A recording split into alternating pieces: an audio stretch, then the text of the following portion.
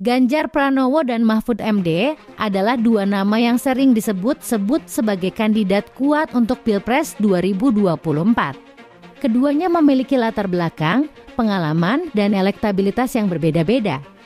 Bagaimana peluang mereka untuk menang dalam kontestasi politik yang penuh dinamika dan tantangan? Apa saja faktor-faktor yang mendukung dan menghambat mereka? Berikut analisis kami yang didasarkan pada data terbaru dan terakurat.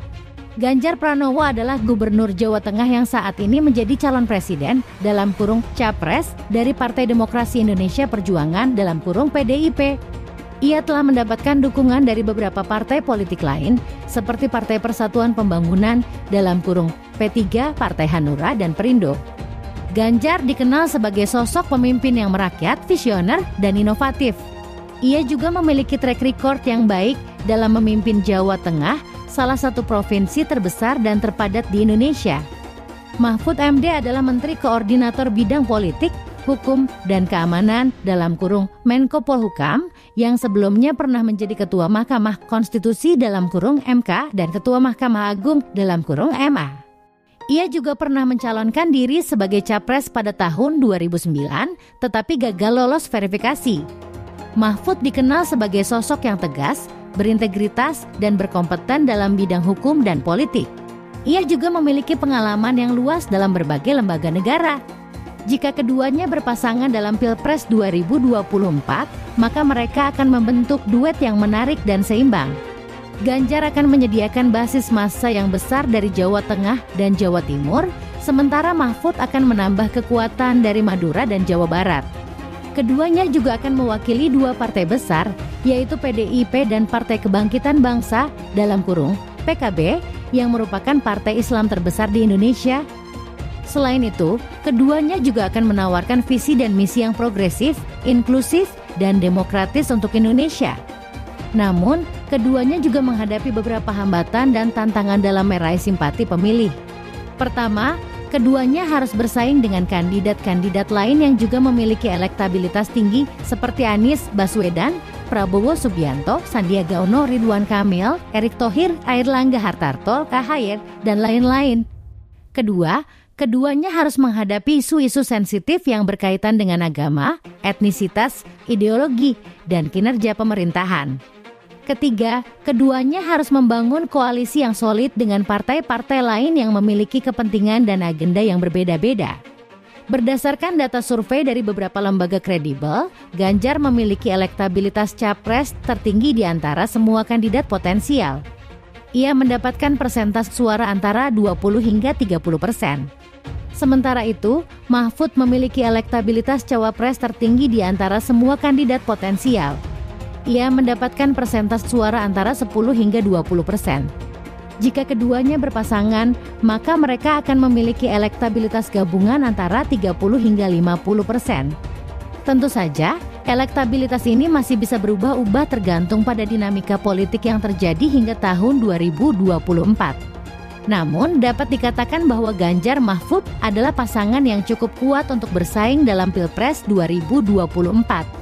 Mereka memiliki peluang untuk menang jika mampu menjaga popularitas dan citra positif mereka di mata publik, serta memperkuat koalisi dengan partai-partai lain yang mendukung mereka. Daerah-daerah yang diperkirakan menjadi penyumbang suara terbanyak untuk Ganjar Mahfud adalah Jawa Tengah, Jawa Timur, Jawa Barat, Madura, Bali, Nusa Tenggara, dan Sulawesi. Daerah-daerah ini memiliki jumlah penduduk dan pemilih yang besar, serta memiliki afinitas dengan keduanya. Daerah-daerah yang diperkirakan menjadi tantangan untuk Ganjar Mahfud adalah Sumatera, Kalimantan, Maluku, Papua, dan DKI Jakarta. Daerah-daerah ini memiliki keberagaman yang tinggi, serta memiliki kandidat-kandidat lain yang lebih populer atau berpengaruh. Faktor-faktor lain yang seru untuk dibahas adalah isu-isu strategis yang akan menjadi fokus dari Ganjar Mahfud jika terpilih sebagai presiden dan wakil presiden. Beberapa isu yang mungkin menjadi prioritas mereka adalah penanganan pandemi COVID-19 dan pemulihan ekonomi nasional. Ganjar dan Mahfud akan berupaya untuk mempercepat vaksinasi, mengendalikan penyebaran virus, serta memberikan stimulus dan bantuan kepada masyarakat dan sektor-sektor terdampak. Reformasi hukum dan pemberantasan korupsi. Ganjar dan Mahfud akan berkomitmen untuk memperbaiki sistem peradilan, menegakkan supremasi hukum, serta memberantas praktik-praktik korupsi di semua level pemerintahan dan birokrasi. Penguatan demokrasi dan hak asasi manusia.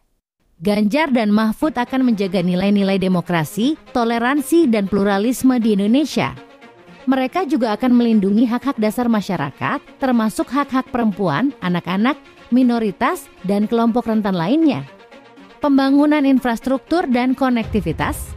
Ganjar dan Mahfud akan melanjutkan program pembangunan infrastruktur yang telah dilakukan oleh pemerintahan sebelumnya, serta meningkatkan konektivitas antara daerah-daerah di Indonesia. Mereka juga akan memanfaatkan teknologi digital untuk memperbaiki layanan publik dan pelayanan masyarakat. Peningkatan kesejahteraan dan kualitas pendidikan. Ganjar dan Mahfud akan berusaha untuk meningkatkan kesejahteraan masyarakat, khususnya di daerah-daerah tertinggal dan perbatasan. Mereka juga akan memprioritaskan pengembangan sumber daya manusia melalui peningkatan kualitas pendidikan di semua jenjang. Demikian analisis kami tentang peluang Ganjar Pranowo dan Mahfud MD dalam Pilpres 2024. Kami berharap analisis ini dapat memberikan informasi yang bermanfaat bagi Anda. Kami juga mengajak Anda untuk tetap mengikuti perkembangan politik di Indonesia dengan kritis dan objektif. Terima kasih.